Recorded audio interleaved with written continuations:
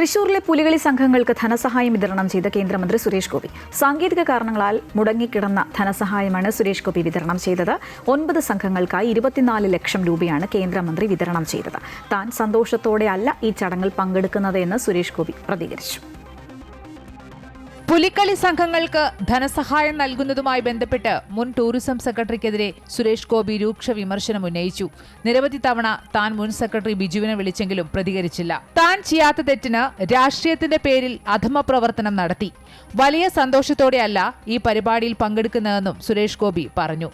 വലിയ തോതിലുള്ള ദുഃഖം, അതായത് ചെയ്യാത്ത തെറ്റിനും കുറ്റത്തിനും വെറും അധമ രാഷ്ട്രീയം ഉപയോഗിച്ച്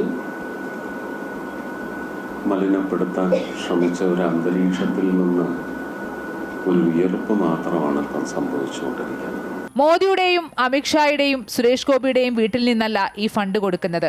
ഇന്ത്യയുടെ ഫണ്ടാണ് കൊടുക്കുന്നത്. ചരിത്രത്തിൽ ആദ്യമായാണ് പുലിക്കളി സംഘങ്ങൾക്ക് ഫണ്ട് അനുവദിക്കുന്നതെന്നും സുരേഷ് ഗോപി പറഞ്ഞു. ജനങ്ങളുടെ ഉത്സവമാണ് എന്ന് പറഞ്ഞതിന്റെ പശ്ചാത്തലത്തിൽ അന്ന് ഫണ്ട് കൊടുക്കാൻ നിർവാഹമില്ലാത്തത് കൊണ്ട് പ്രധാനമന്ത്രി നേരിട്ട് സൗത്ത് സോൺ കൾച്ചർ സെന്റർ വഴിയാണ് 1 ലക്ഷം രൂപ വെച്ചെന്നാണ് എൻ്റെ ഓർമ്മ കൊടുത്തു.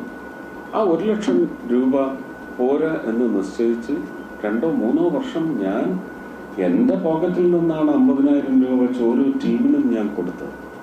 അപ്പോൾ ഈ പുലിക്കളി സംഘത്തോടും ആ സംസ്കാരത്തോടുമുള്ള പ്രണയം തുടങ്ങിയത് MP ആയതിനു ശേഷമല്ല.